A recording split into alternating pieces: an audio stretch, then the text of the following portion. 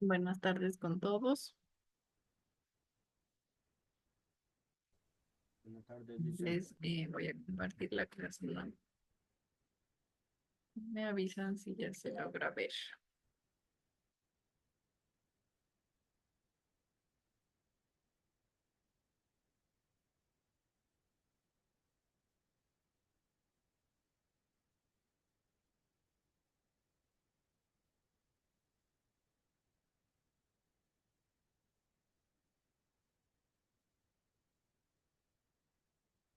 Recuerden que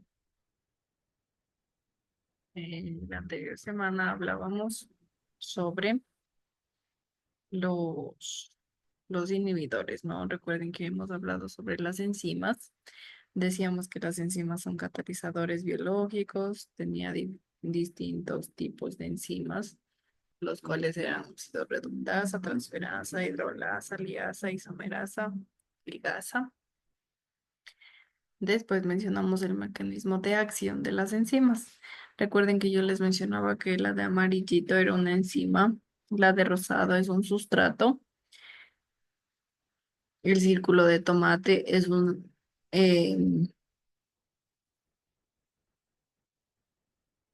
es un complejo enzima sustrato. En cambio, el círculo de azul es un complejo enzima producto. Y finalmente, en el circulito celeste, nosotros tenemos a mi enzima y a mi producto, ¿no? A mi producto. Recuerden que hablamos también sobre la formación de mi complejo ES, que es la enzima producto, de mi complejo EP, que era la enzima sustrato, perdón, enzima sustrato es de S y enzima producto es de P. Tal vez alguien que recuerde cómo era la formación del complejo ES.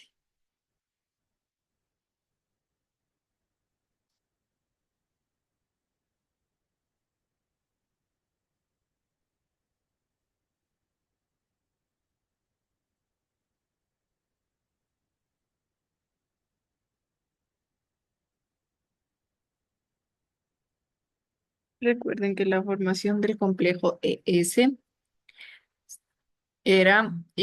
se producía entre el encuentro entre las moléculas de la enzima, en este caso que era la moradita, perdón, y el sustrato que era, en este caso, el sustrato, ¿no? Recuerden, como les mencionaba,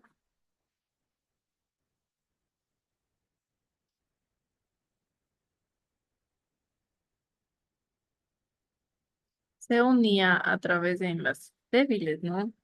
Recuerden que les decía que el encuentro entre las moléculas de enzima y el sustrato se ve favorecido por una orientación, en este caso, en la que la enzima y el sustrato son enlaces débiles. En este caso, recuerden que se unen a través de enlaces débiles porque en la modificación del sustrato, los enlaces débiles ayudan para que se produzca la catálisis, ¿no?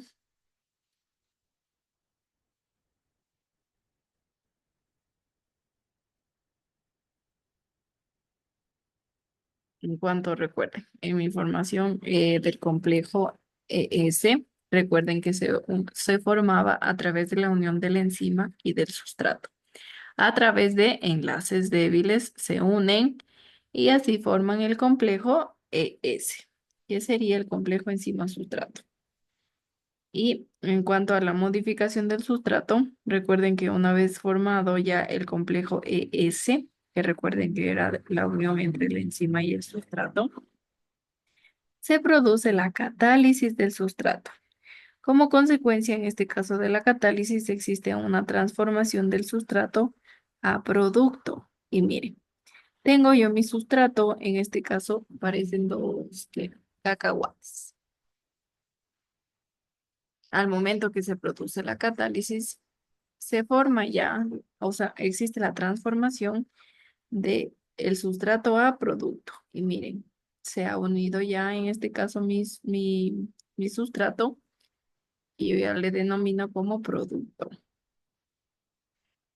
Ya le denomino producto y en este caso recuerden que sigue unido todavía mi complejo EP. Ya se forma mi complejo EP una vez que el sustrato sufre su catálisis y se transforma. Ya tengo yo, como les menciono, mi producto y mi enzima, que en este caso sería el complejo EP, ¿no?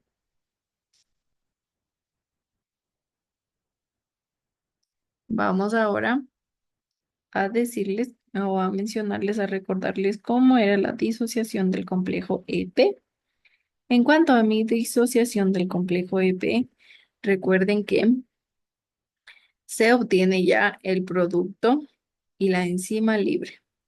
Cuando se disocia mi complejo EP, repito, en este caso ya tengo mi complejo EP, se disocia y tengo la enzima libre y tengo mi producto libre.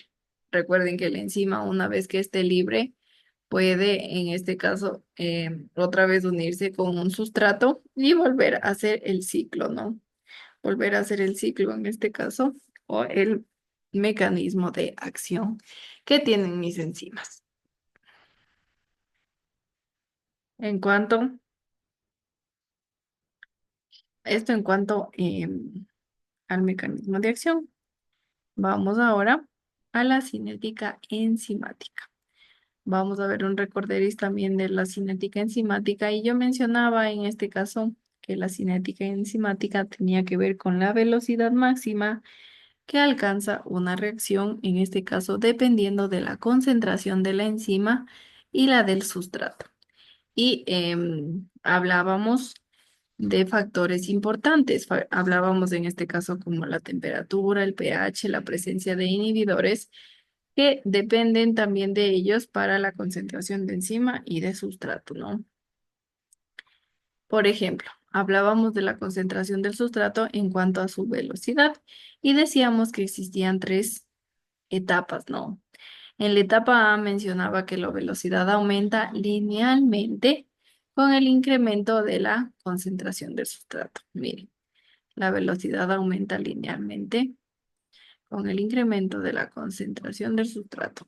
Como existe en este caso más concentración, pues obviamente aumenta de forma lineal. En cuanto a B, el incremento de la concentración del sustrato ya es menor, entonces obviamente ya va inclinándose un poco mi curva.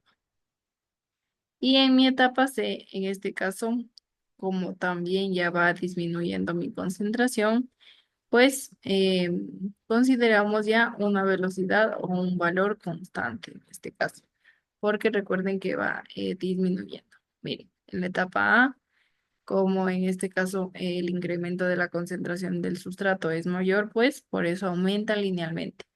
En mi etapa B ya va disminuyendo la concentración y en mi etapa C ya va disminuyendo también y ya se mantiene constante, ¿no? En cuanto eh, a la velocidad que tiene mi sustrato. Decíamos que existía etapas, en este caso la etapa A, la etapa B y la etapa C, en donde la etapa A decíamos que la concentración de la enzima libre es mayor que el complejo enzima sustrato. Y por ello la velocidad es más alta porque se forman complejos ES con mucho más facilidad, ¿no? Por eso la velocidad era alta. En mi etapa B, en cambio, mencionábamos que la concentración de complejo enzima sustrato aumenta y la enzima libre disminuye. Y en este caso decíamos que la velocidad va disminuyendo porque cada vez hay menos moléculas de la enzima libre para reaccionar con las moléculas del sustrato, ¿no? Porque ya se formaban más complejos de ese y quedaban menos enzimas libres. Y en la etapa C, la concentración del complejo enzima sustrato es muy elevada y la enzima libre ya no, o sea, es como que ya no es reducida, ya no hay enzimas libres porque todavía no cumplen el ciclo. Por ello, en este caso, em, decimos que ya no aumenta la velocidad, ¿no? Ya no aumenta la velocidad porque ya no hay cómo formar el complejo ES debido a que obviamente la demanda sobrepasa, en este caso, mi enzima libre, ¿no? Y se puede decir que en esta etapa la enzima está saturada, ¿no? Y por ello, obviamente, la velocidad de la reacción no aumenta. Hablábamos también de la temperatura y mencionábamos que la temperatura también tiene tres etapas. Recuerden que estamos ahora viendo la temperatura en cuanto a la velocidad de reacción, que eso tiene que ver obviamente con la cinética enzimática. En cuanto a la temperatura, también tenemos tres etapas. La primera etapa, que es A, nos menciona en este caso, en este gráfico, que es la velocidad de la reacción, que aumenta según la temperatura, ¿no? La temperatura es alta, entonces en este caso aumenta como recién inicia la reacción. La temperatura es alta, la concentración del sustrato también, y por ello aumenta con la temperatura. En mi etapa B, la reacción ya alcanza su valor máximo. En este caso, ya alcanza su temperatura óptima, ¿no?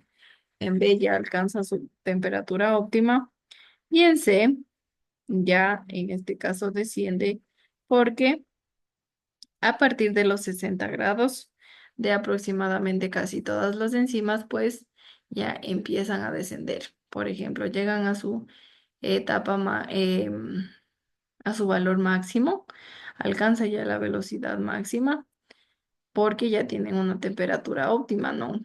Y ya en este caso empiezan a descender porque obviamente ya han llegado a la temperatura óptima y ahora ya va disminuyendo la temperatura. Mientras disminuye, van descendiendo nuestra curva, ¿no? Eso en cuanto a la temperatura. Y también mencionábamos al pH y decíamos que los valores de pH modifican la velocidad de las enzimas. Para la mayoría de las enzimas, la representación de la variación de la velocidad de reacción, en este caso, se representa como la curva en la que yo he colocado en la fotito, ¿no? Miren, aquí tengo la velocidad y aquí el pH.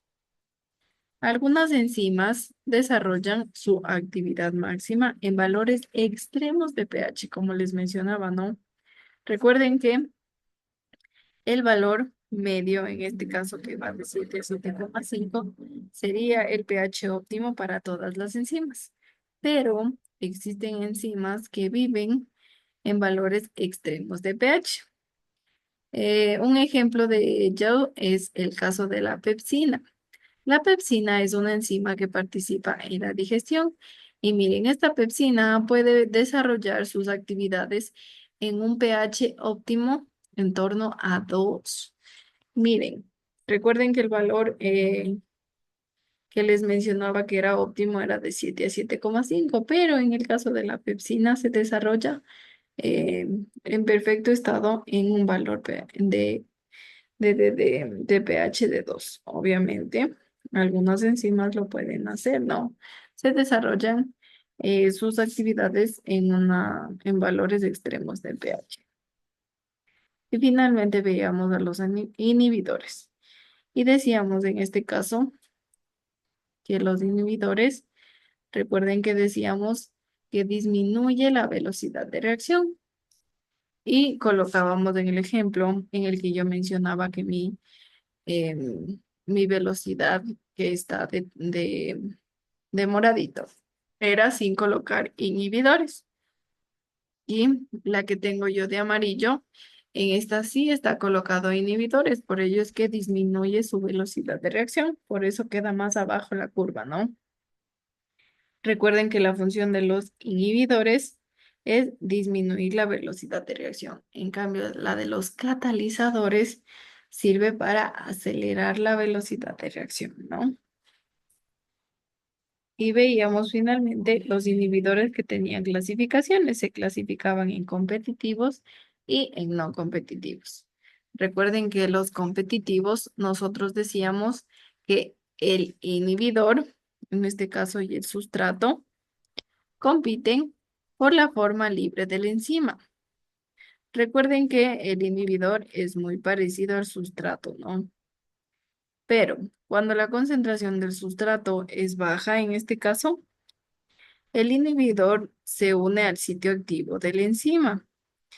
Después de que forma el complejo enzima inhibidor, en este caso, enzima inhibidor,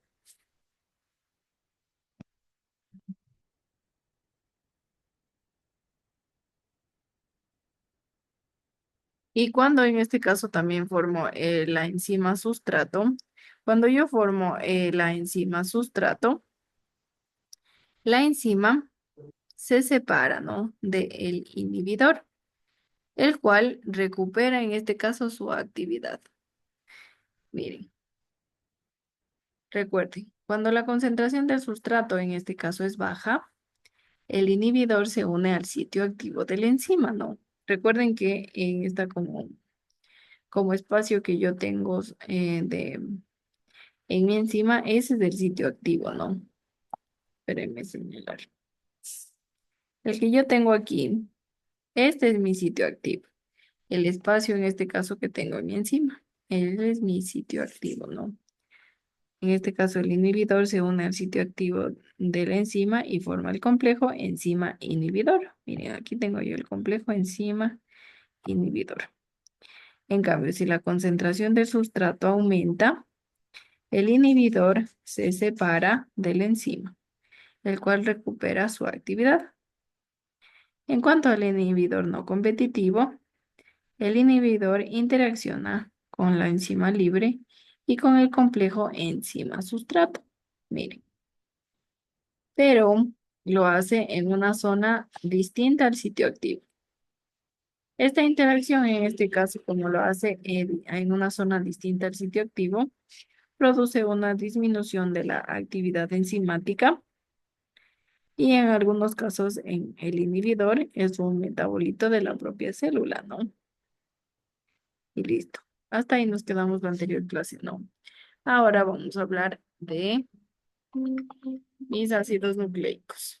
Mis ácidos nucleicos en este caso son em, biomoléculas que vamos a ver en este caso. Recuerden que hemos visto las biomoléculas que son los carbohidratos, hemos visto a los lípidos, hemos visto a las proteínas, a las vitaminas, hemos visto a las enzimas y en esa clase vamos a hablar sobre los ácidos nucleicos, ¿no?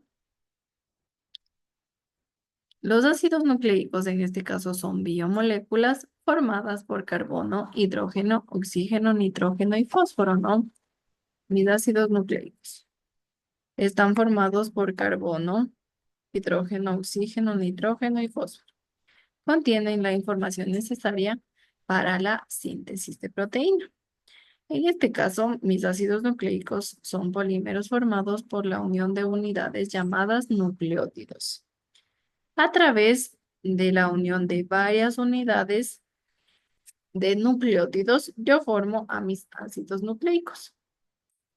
Los nucleótidos, en este caso, están formados por la unión de un glúcido, que en este caso es la pentosa, por la unión de una base nitrogenada y de un ácido fosfórico. Recuerden, en este caso mis ácidos nucleicos están formados por la unión de varios nucleótidos. Los nucleótidos, en este caso, están formados por glúcido, más una base nitrogenada y más un ácido fosfórico. Recuerden, en este caso,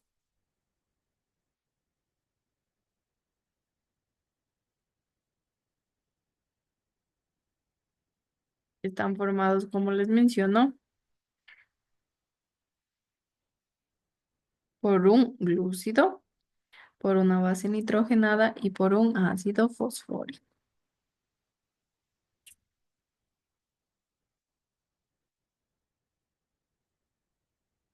Al compuesto, en este caso formado por la pentosa y obviamente la base nitrogenada, tiene un nombre específico. A este nombre específico se le denomina nucleócido. En cambio, después al unirse al ácido fosfórico, ya se obtiene el nucleótido, por el que obviamente menciono que están formados todos mis ácidos nucleicos. Recuerde, al compuesto formado por la pentosa y la base nitrogenada, lo conocemos como nucleócido.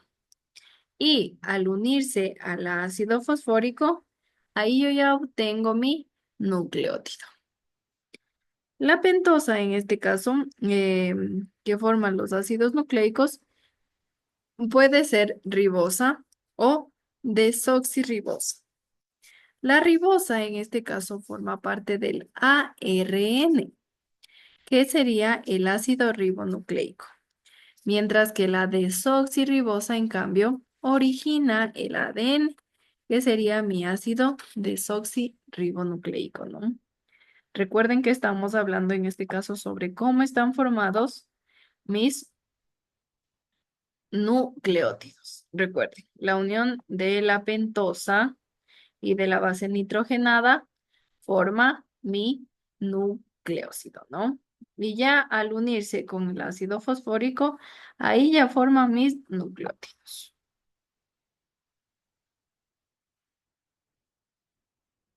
Seguimos. En este caso, la pentosa, que decimos que es parte de mi nucleótido. La pentosa puede ser la ribosa o la desoxirribosa. Depende mucho si es ribosa o desoxirribosa, porque la ribosa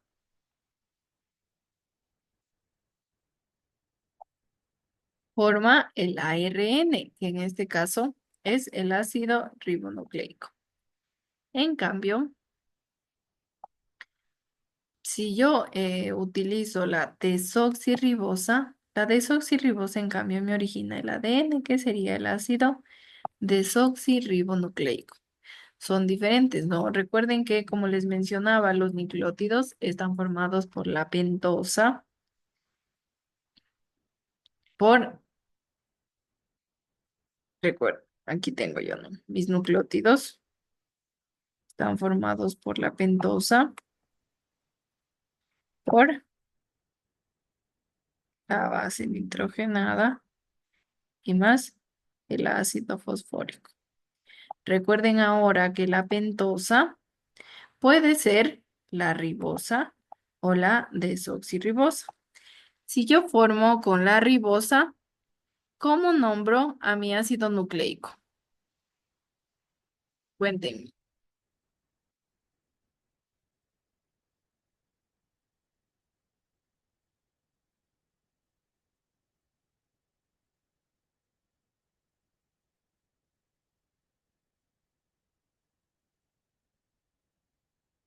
¿Quién se acuerda?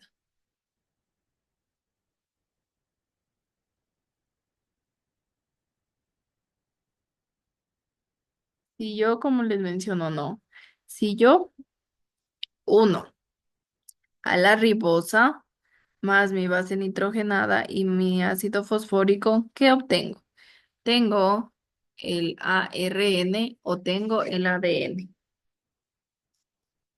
Repito, si yo tengo a mi ribosa más mi base nitrogenada y más mi ácido fosfórico, ¿qué ácido nucleico tengo? ¿Tengo el ADN o tengo el ARN?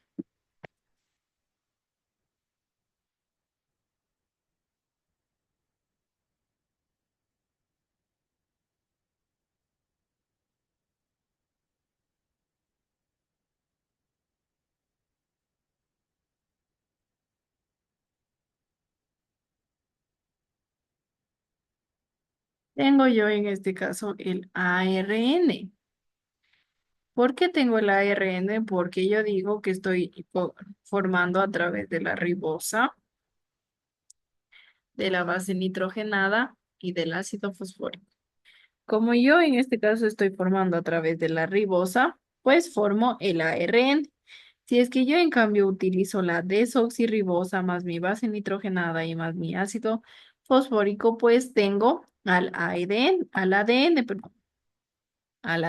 porque, como les menciono, es diferente si es que yo utilizo la ribosa o si yo utilizo la desoxirribosa. Si yo en este caso tengo la ribosa, formo el ARN. Si tengo la desoxirribosa más mi base nitrogenada y más mi ácido fosfórico, pues en este caso tengo mi ADN. ¿Entendí de esta partecita?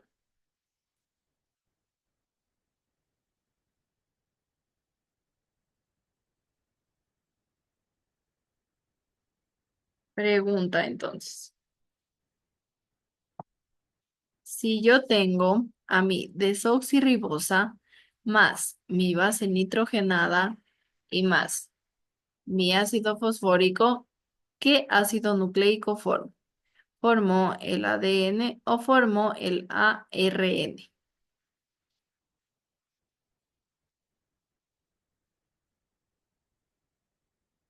El ADN.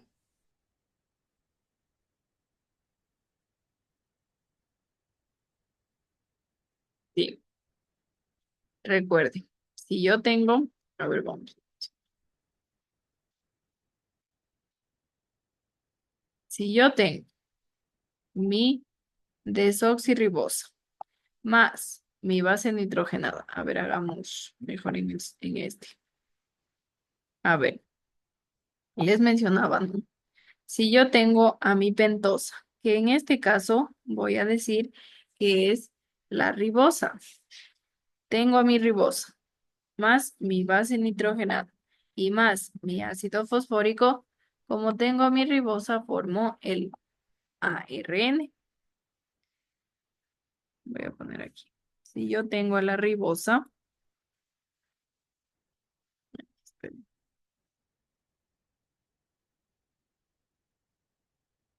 ya. Si yo tengo en este caso a la pentosa, que recuerden que la pentosa puede ser la ribosa o puede ser la desoxirribosa. Si yo tengo a la pentosa más, espérenme, más mi base hidrogenada y más mi ácido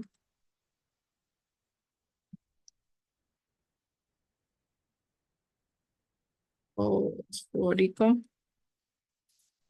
Si yo tengo a mi ribosa, a mi base nitrogenada y a mi ácido fosfórico, obtengo yo el ARN.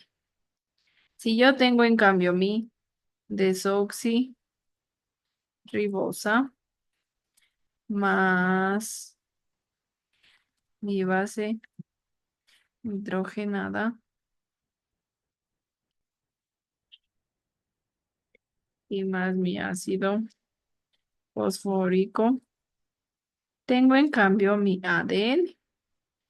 Recuerden, puedo formar yo mis dos ácidos nucleicos. ¿Cuáles son mis dos ácidos nucleicos? Es mi ARN y mi ADN. Son mis dos ácidos nucleicos que yo puedo formar a través de la unión de la pentosa, la base nitrogenada y el ácido fosfórico. Recuerden que la pentosa puede ser ribosa y desoxirribosa. Y ahora sí, pregunto, si yo uno la desoxirribosa más la base nitrogenada y más el ácido fosfórico, ¿qué ácido nucleico tengo? ¿Quién me dice? Si yo uno la desoxirribosa, la base nitrogenada y el ácido fosfórico. ARN. ARN. ARN es si yo tengo la ribosa y ADN es si yo tengo la desoxirribosa. Miren, aquí tengo yo, si yo uno la ribosa, obtengo el ARN. Pero si yo uno la desoxirribosa, contengo, obtengo el ADN, el ADN. Si yo uno desoxirribosa, obtengo ADN.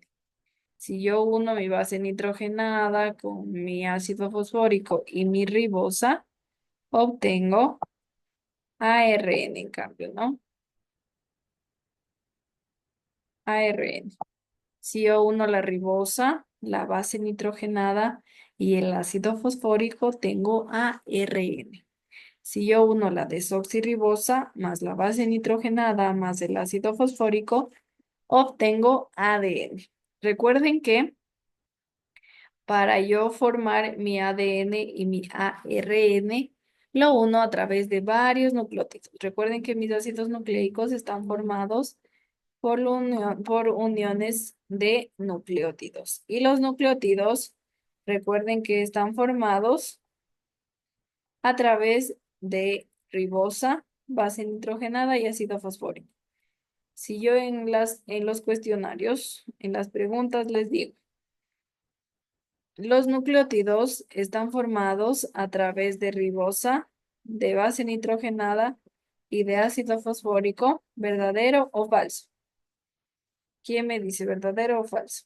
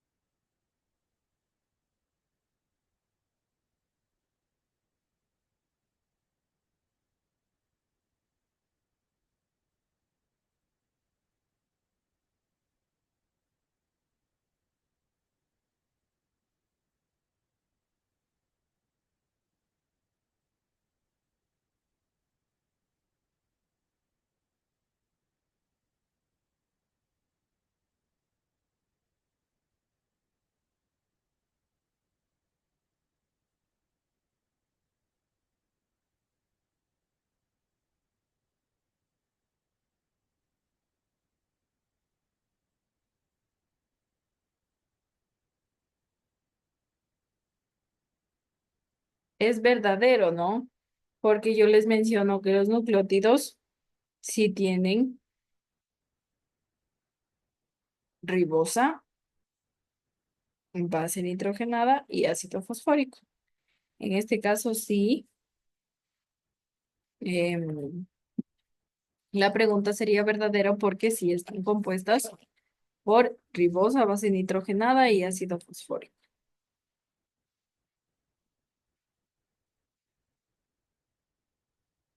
Ahora les pregunto,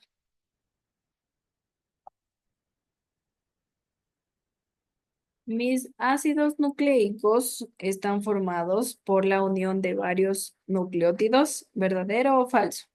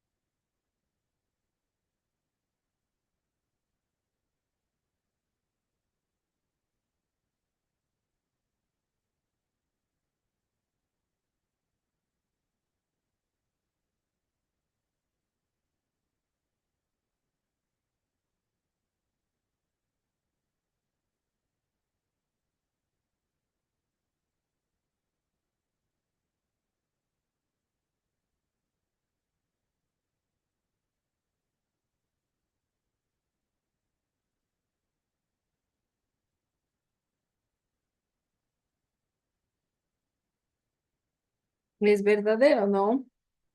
Porque recuerden que los ácidos nucleicos sí están formados por la unión de unidades llamadas nucleótidos. En este caso también es verdadero. La pregunta que les he realizado, ¿no?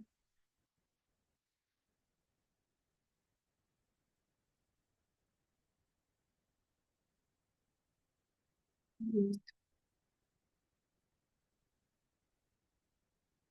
Tal vez alguna pregunta, alguna duda. ¿Qué partecita no me entendieron?